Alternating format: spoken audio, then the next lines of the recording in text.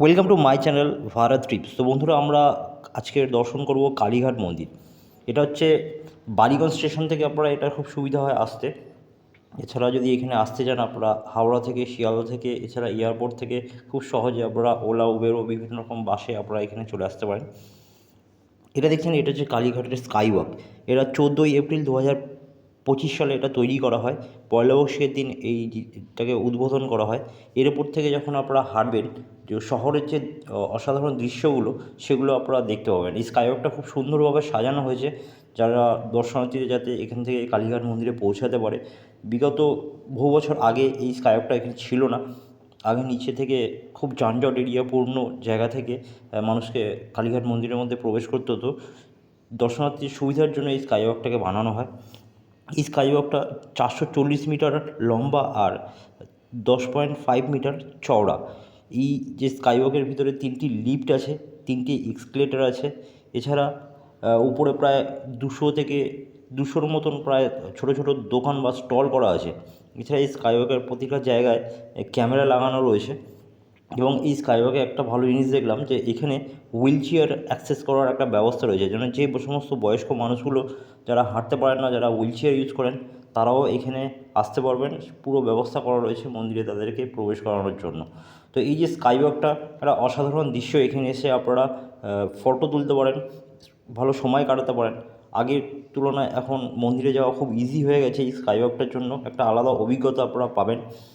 এই হচ্ছে আপনার স্কাই ওয়াক, যেটা বানানো হয়েছিল দর্শনার্থীদের জন্য।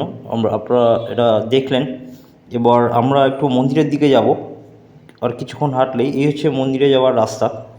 এখান থেকে নিচে নামলেই আমরা কালীঘাট মন্দিরের এরিয়ায় আমরা পৌঁছে যাব।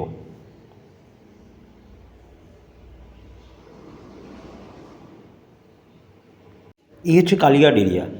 বহুকাল আগে এই জায়গাটা ঘন জঙ্গল ছিল। এখানে এমন একটা পরিস্থিতি ছিল নাকি, এখানে যখন মানে অনেক ডাকাত তান্ত্রিক তারা এখানে বাস করতেন, এবং যখন ডাকাতি ফাকাতি করতে যেতেন নাকি এই মা কালীর মন্দিরে পূজা করে যেতেন আর কি। এই জায়গাটা একটা ভয়ানক অবস্থা ছিল এই জায়গাটার। তো 100-200 বছর পর এই জায়গাটা এরকম ডেভেলপ হয়েছে। তো আপনারা এই যে কালীঘাট দেখছেন, সেই কালীঘাটের পরিস্থিতি কিন্তু বহু বছর আগে এরকম ছিল না। বর্তমানে এখন এই জায়গাটা শহর হয়েছে। এই যে দেখছেন এই দোকানগুলো, এই দোকানগুলোর মধ্যে আপনারা যখন পুজো দিতে আসবেন, সবার আগে যে পুজো দেওয়ার যে নিয়মকানুনগুলো, যেখান থেকে আপনাদেরকে পূজার যে প্রসাদের যে ডালা সেগুলো সংগ্রহ করতে হয়, এবং বাইরে এরকম অসংখ্য দোকান রয়েছে ছোটো ছোটো, দেখতেই পাচ্ছেন যে এই দোকানগুলোর মধ্যে পূজার নানান রকম সামগ্রী এখানে বিক্রি হয়ে থাকে। এছাড়া আশেপাশে অনেক হোটেল, লজ, থাকার ব্যবস্থা রয়েছে। খাওয়ার অনেক হোটেল রয়েছে, যেখানে আপনারা যদি মনে করবেন এই কালীঘাটে স্টে করবেন, তো এই সমস্ত হোটেলগুলোতে আপনারা স্টে করতে পারেন। এখানে হোটেলগুলোর 500 থেকে 1000 টাকার মধ্যে আপনারা রুমগুলো পেয়ে যেতে পারেন। এছাড়া এই যে কালীঘাট মন্দিরের যে এরিয়াটা দেখছেন, এখানে অসংখ্য দোকান রয়েছে, মিষ্টির দোকান থেকে শুরু করে খাবার দোকান থেকে শুরু করে। এছাড়া যে পূজার যে সামগ্রী ডালা ফালাগুলো আছে সেগুলো এখান থেকে কিনে নিয়ে তারপর মন্দিরে আপনাদেরকে প্রবেশ করতে হবে, এবং প্রবেশ করে সেখানে লাইন দিয়ে পুজো দিতে হবে। এছাড়া এই মন্দিরের ভিতরে যে পান্ডারা থাকেন, এরা খুব হেল্পফুল। এরা যখন আপনারা পুজো দিতে আসবেন তখন আপনাদের এনারা সাহায্য করেন পুজো দেওয়ার জন্য। কিন্তু এখানে একটা ঘটনা আছে, অনেক পান্ডার ব্যবহার সেরকম ভালো নয়, তো তাদের থেকে একটু এড়িয়ে চলবেন, কারণ সবাই সমান হয় না। তো এইখানকার যে পরিস্থিতি, এখানে আপনারা যখন পুজো দিতে আসবেন এই পান্ডাদের মাধ্যমে আপনারা সেই পূজা গ্রহণ করতে পারেন। এই যে ডালাগুলো দেখছেন, এই ডালাগুলো আপনারা 100 টাকা করে দাম না। এই ডালাগুলোর মধ্যে একটা আলতা, নকুলদানা, আপনার একটা নারকেল, এছাড়া এই সমস্ত ধূপ, এই জিনিসগুলো রয়েছে। এই যে পুরো এরিয়াটার একটা আলাদা হিস্ট্রি রয়েছে। এই যে যা বলে এই পান্ডারা যখন মানে হালদার পরিবারের বংশধররা, এই যে পান্ডার যে পান্ডারা এরা ছিলেন আর কি, এরা বহুকাল থেকেই মানে এই মন্দিরের পূজা কাজের সাধারণ মানুষদের যে এই সার্ভিসগুলো সেবা করে যাচ্ছেন প্রতিনিয়ত। এখনও তারা এই একই কাজে রয়েছেন।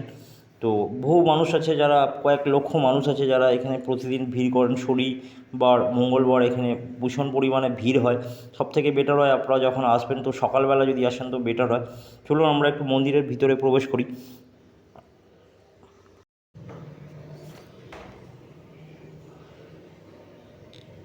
আমরা এখন 2 নম্বর গেট থেকে যাব, মন্দিরের ভিতরে প্রবেশ করব। এই যে মন্দিরটা দেখছেন, এই মন্দিরটা 1809 সালে এই মন্দিরটাকে গঠন করা হয়।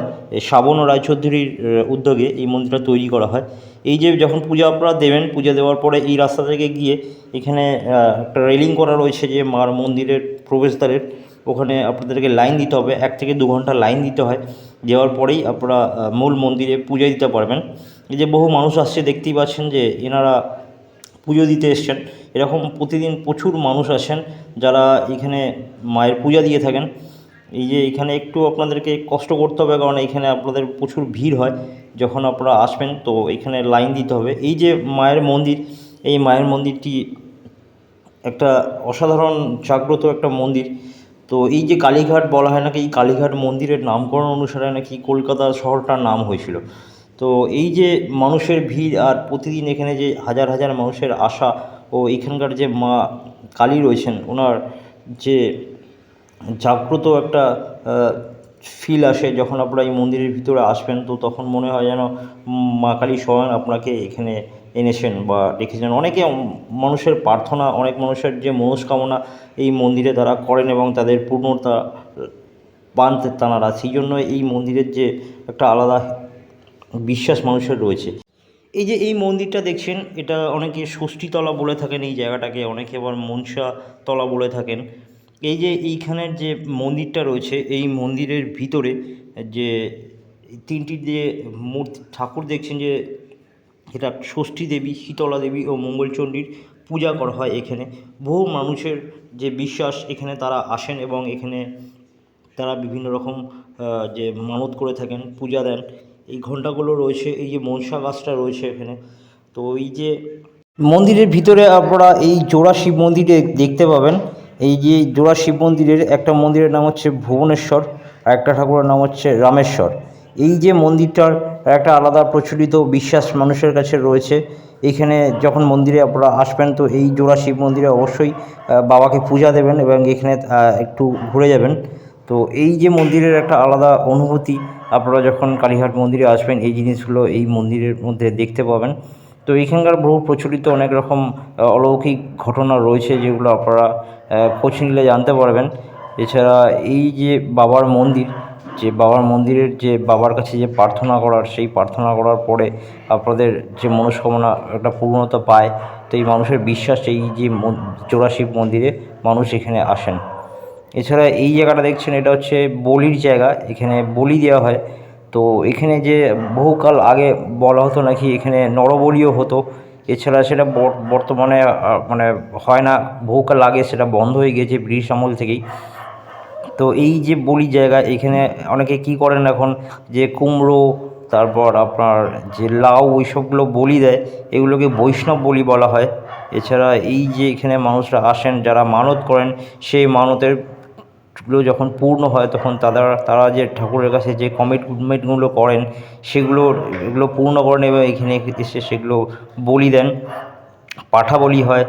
এই যে এখানে আসলে আপনারা এই জিনিসগুলো অনুভব করতে পারবেন যে মা কালীর যে একটা অগাধ বিশ্বাস, যে কলকাতার মানুষ ও কলকাতার বাইরের মানুষরা যারা কালীঘাট মন্দিরকে নিয়ে আসেন, তারা এই জায়গাটা একটা সাধনা ফাধনা হয় এই জায়গায়। এখানে বহু তান্ত্রিকরা সাধনা করেন এই যে ঘরটার মধ্যে। এছাড়া হচ্ছে এইটা মন্দিরের বাইরের পরিবেশ, এখানে পরিবেশটা এরকম রয়েছে, খুব সাজানো গোছানো, বহু মানুষ রয়েছে এখানে আসে। এছাড়া বহু মানুষ যখন পুজো দিতে আসে এই জায়গাটায়, অনেকে ফটো তোলা করে। এইটা একটা ঘর জায়গা, একটা বাইরের দিকটা ফাঁকা এরিয়া, খুব ভালো একটা পরিবেশ, এখানে বসে অনেকে বিশ্রাম নেন এই যে মা কালীর। আর এইটা হচ্ছে আমরা যাব এখন যে কালীঘাটের যে গঙ্গা, আদি গঙ্গা, সেই গঙ্গার দিকে আমরা যাব। এই গঙ্গা যাওয়ার রাস্তার দুপাশে ছোট ছোট দোকান রয়েছে অনেক, যেখানে আপনারা দুপুরে হোটেল রয়েছে, এগুলো আপনারা দুপুরে খাওয়া দাওয়া করে নিতে পারেন। মন্দিরে পূজা দেওয়ার পর, কমপ্লিট হয়ে যাওয়ার পর, তারপর এখানে এই গঙ্গার দর্শনে আসতে পারেন আপনারা। বলা হয় এই যে গঙ্গাটা, এই গঙ্গায় নাকি মা যে বেহুলা লক্ষীন্দর নাকি তারা ভেসে গিয়েছিল। যে বেহুলা লক্ষীন্দরের ঘটনা আপনারা পুরাকালে শুনে থাকবেন। সেই বেহুলা লক্ষীন্দর নাকি এই যে নদী থেকে, এই যে গঙ্গা থেকে ভেসে গিয়েছিলেন। এখানে দুটো মন্দির দেখতে পাচ্ছি আমি, গঙ্গার পাড়েই রয়েছে দুপাশে দুটো মন্দির। একটা হচ্ছে আপনার এখানে যে এটা হচ্ছে আপনার একটা কী ঠাকুরের মন্দির, এটা হচ্ছে আপনার মা সন্তোষীমার মন্দির দেখতে পাচ্ছি এটা।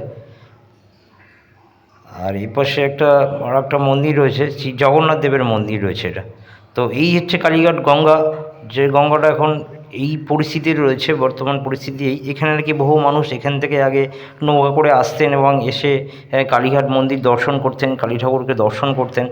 তো এই যে গঙ্গার এখন বর্তমান পরিস্থিতি হচ্ছে এই গঙ্গায় বহু ইতিকথা রয়েছে। এই গঙ্গা থেকে বেহুলা লক্ষিন্দর ভেসে গিয়েছিল। এছাড়া এই গঙ্গার যে বর্তমান পরিস্থিতি, বহু মানুষ আগে আসতো এখানে এই গঙ্গায় স্নান করে তারপর পুজো দিত। বর্তমানে এখন এই গঙ্গারটা এইরকম অবস্থায় থাকায় গঙ্গায় এখন কেউ সেভাবে স্নান করেন না। তো এই যে গঙ্গার থেকে যে বহু মানুষের আসা, একটা আলাদা অনুভূতি আপনারা ফিল করবেন। তো কালীঘাটে আসার আগে অবশ্যই এই জায়গাটা একবার আপনারা আসবেন। তো বন্ধুরা, ভিডিওগুলো যদি ভালো লাগে তো অবশ্যই চ্যানেলটিকে লাইক করুন, শেয়ার করুন এবং সাবস্ক্রাইব করুন এবং আমাদের পাশে থাকুন। সুস্থ